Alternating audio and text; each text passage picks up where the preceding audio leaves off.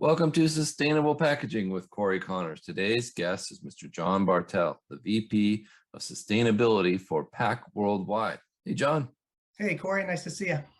Nice to see you, sir, and thank you for taking time to be on the show. Can you tell us about yourself? How'd you get into packaging? Yeah, so John Bartell, VP of Sustainability for PAC Worldwide. I've been in packaging through PAC for a little over 20 years now. So I started with PAC back in 2001 through some friends. I had been in the tech world and I was looking for something more tangible that you could kind of feel and see and touch. And that's where packaging came in. And so I've been in numerous areas of PAC. I've been in sales and management and international sales and marketing and communication. And most recently, since 2019, sustainability for PAC. Yeah. This is a new position for a lot of companies, the sustainability manager or VP of sustainability. So it's great to see when companies promote from within, because you've got that experience. You know what's really happening out in the market, right? Yeah, absolutely. I think really for me from the get-go, I had always been interested in the manufacturing or the process side of things for PAC, how we made things, how we worked with our suppliers. And the sustainability part of it has really always been of interest to me and something that drove me, something that, at PAC, we all wear many hats. And so I was always interested in, I think, kind of wearing that sustainability through my different positions, and was really tapped by our CEO and president at that time, Jim Beauchamp, back in 2019, to take this on as my main role within the company, because he wanted to have that visibility that's needed, which is sustainability within the organization. Yeah. And it's a big task. So kudos to you for doing that.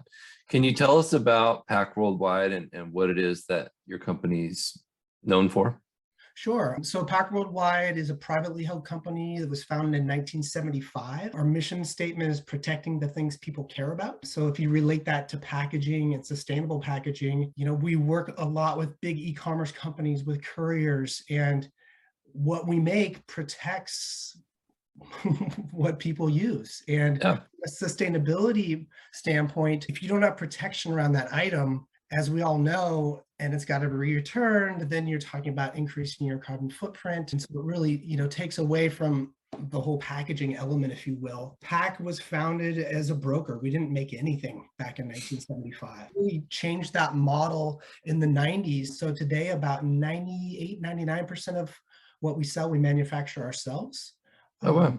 And really, we focus on flexible packaging, so both paper and poly-based packaging. Excellent. And when you're talking about the sustainability future, like the future, what comes to mind when you think of sustainable packaging for you? Is it reusable? Is it paper? Is it all the things? I think all the things is a good answer. Yeah. I came up with something years ago, kind of a play on the 3 R's. I call it the 4 R's. So reduce, reuse, recycle, and rethink. And so to me, the rethinking is the most valuable of those 4. And that's something I think we as a company continue to do. We want our customers and partners to do. I'd like my family to do, right? I mean, if you look at it holistically, this is not just about, I think, what we do in our day jobs. This should be an overarching thing for us, because it's hard. I mean, it really is, depending on what you're doing business-wise or personally wise, to continue to be sustainable. And that can be as easy as, easy in quotations, recycling. That can be thinking about reusing something, reduction, the first R, that one's huge. And that's what I think a lot of people overlook, which is, hey, do you need all of that packaging, or is there a way we could reduce that to lower your carbon footprint? I agree with that so much. Reduction is the biggest one that isn't talked about enough. Yeah. And, like you said, reduce it all the way to the point where you're confident that it will still deliver safely. And I think that you've succeeded towards sustainability. I'm excited to talk about these. Your team sent me some samples, and these are called the Eco Jacket. Correct. And do you want to explain these to the team here?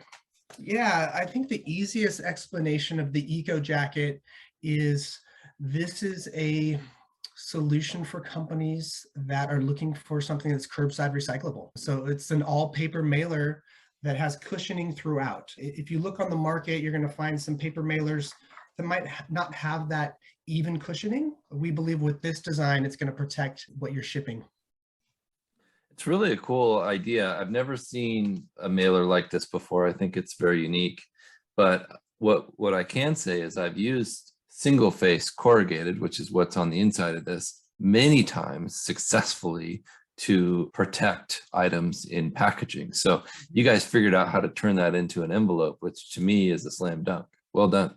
Oh, thank you. I mean, going back, mailers are what we've done for a long time. So we feel really good with that design. And so the product that you were just holding up, that was years in the making. And really that was driven by the market that was looking for sometimes alternatives. What we try and do is listen to our customers, because when it comes to sustainability, they might have different mandates from up top, Right. as you know, right? And so it could be, hey, John, we need to get out of poly. What's our alternative? John, we need something that's curbside recyclable. What can we do? We need to lower our carbon footprint. What can we do? And so as sales professionals and sustainability professionals, we want to be able to really give whoever comes to us an alternative, and depending on what their initiatives are from up top. I like that a lot. It's always different, right? The answer can change company to company and person to person within that company as to what are your actual goals, or what are the future plans for sustainability.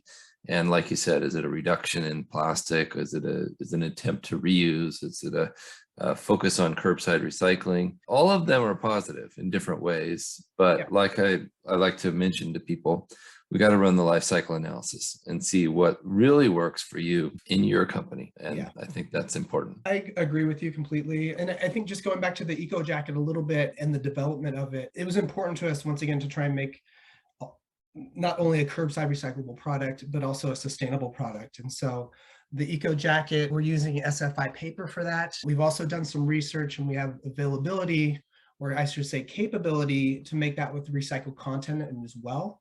The current offering does not have recycled content, but that's an option if customers would like to pay for it. Can you tell us what SFI means? I know what it means, but I'd like to explain it to the audience. Sustainable Forest Initiative. And so you've got really, I'd say, two big ones out there, SFI or FSC. Our buyers are SFI, so that's why we went the SFI route. It's an important delineation between the two, and I think they're both doing great things. So thank you for using SFI paper. Well done. You're welcome. Yep. So what can companies do to be more sustainable other than reduce their packaging? I think that's a great question. And I actually really, truly appreciate you asking that, because as silly as it may sound, it's going to take everybody to actually make a difference in regards to sustainability. PAC is part of numerous groups, because we truly believe, although we as a company think we're doing our part, and other companies might be as well, if we don't collaborate, I don't think we're going to get anywhere. I really don't. And so that's collaboration with customers, with partners, with government agencies, getting more involved. And what can our customers do? Once again, it depends on what their top-down mandate is. Right. I mean, reduction is a huge one. As a consumer or even a customer, reuse. Right? If we're looking at our mailers, for example, if you order a product from any online business, you're holding up the eco jacket again. Let's say you get that and it has a hoodie in it that you don't like the color, or it's the wrong size. Well, with that product there, retape it, send it back to the retailer. So you've essentially created a two-way or a reusable mailer. So reuse is one. Recycle, gosh, the rates for recycling in this country are really dismal. So there's a lot of room that we could do on that side of thing, for sure. I agree. We're certainly improving recycle rates as fast as we can with mandates and different capabilities at each. The problem with that is that each county is different, right? Each city, each state, each country in the world has different rules and recycling capabilities. But I want to focus on what you said about reuse. This is not technically a reusable packaging, but it can be reused probably dozens of times.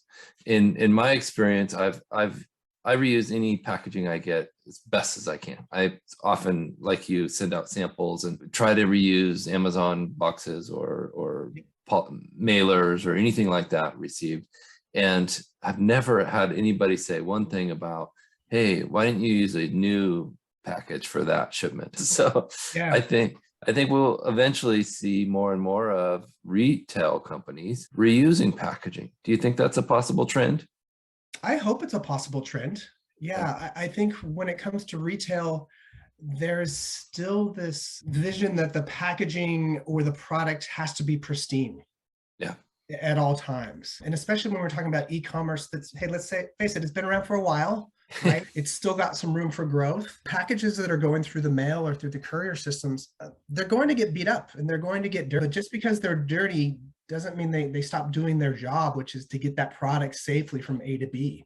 And so if more consumers like you could say, hey, yeah, I could use this again, right? I could throw on some tape. It could actually be kind of creative. This is personally for me, I put my own special tape on it or something. I think you might have something there. There are other mailers that I don't think you have samples of, both in paperboard and in poly, that actually have a dual peel and seal. So it is set up for that round trip, if you will. If we're looking at the definition of reusable, you're right. I don't think it qualifies because I think it has to be reused past 20 times maybe to be deemed reusable, but it is technically reusable because of the dual peel and seal, where yes, you can reuse that item again.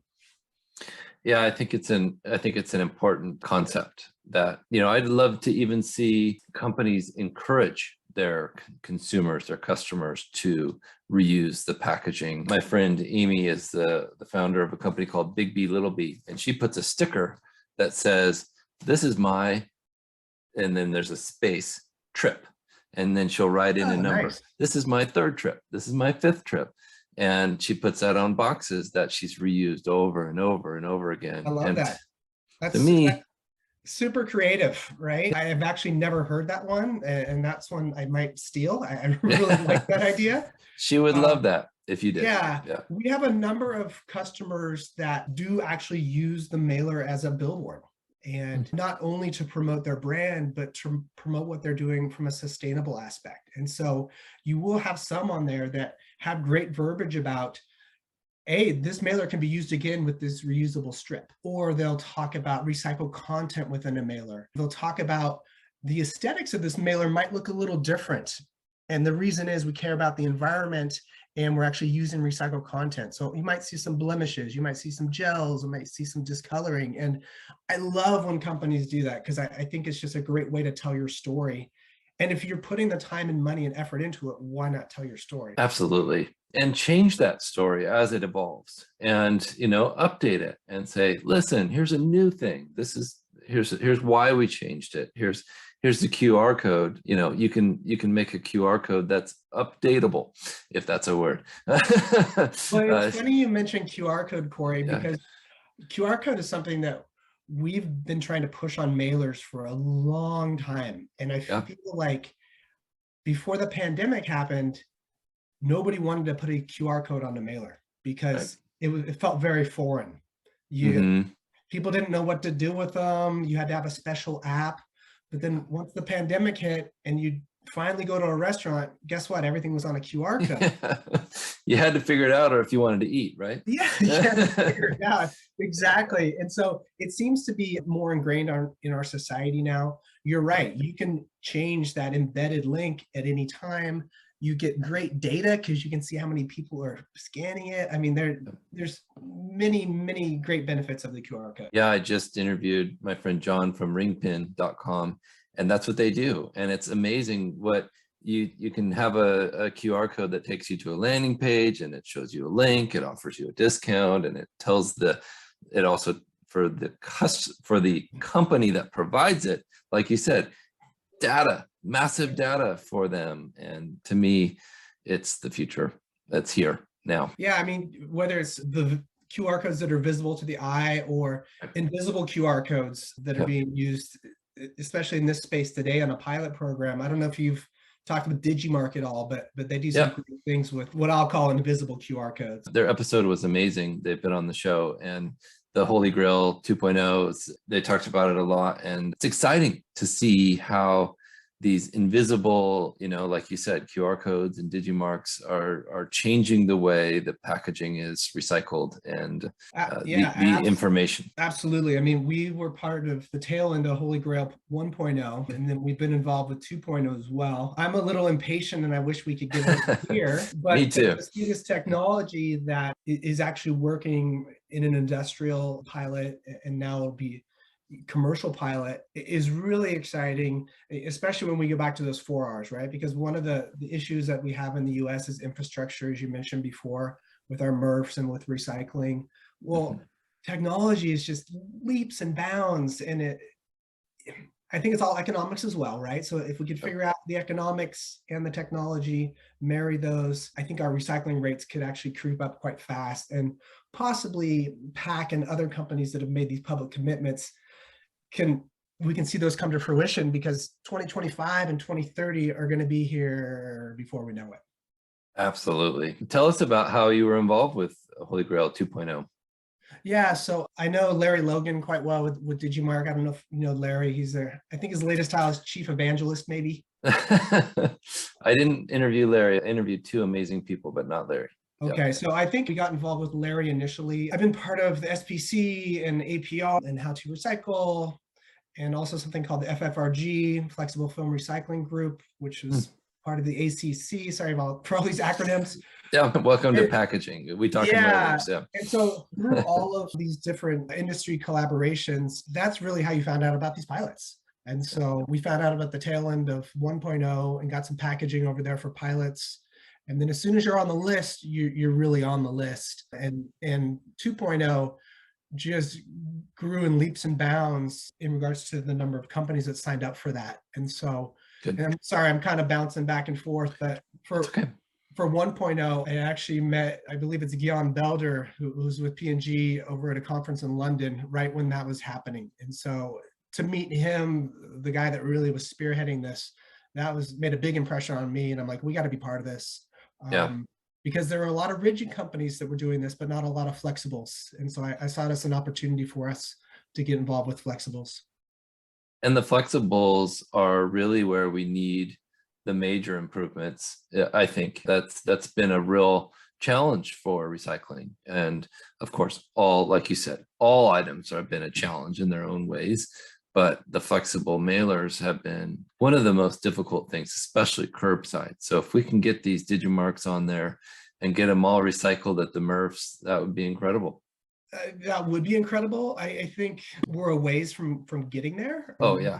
Yes. I'm hoping with possible infrastructure changes, possible technology changes that, MRFs tandemly with store drop-off programs, that we could get there as well. We were just involved with a pilot up here in Seattle that was sponsored by American Chemistry Council. PAC was part of it, Dow, I think Annie's possibly, and then we had 11 retailers up here in Seattle that said, okay, we need to revisit our store drop-off program. How can we make this a little better? And so that just ended in May, and they're working on data that I think they're going to release probably in about a month, just to see how this smaller pilot went, because right now, as you know, that's the option for flexible film for recycling, which is store drop-off. And so if we can make it easier, more prominent, less contamination, a way for all the value players to actually see value in it, that hopefully in tandem with infrastructure changes in the MRFs could help us increase that recycling rate for flexibles. Absolutely. I was excited to learn that most of that material gets turned into Trex decking,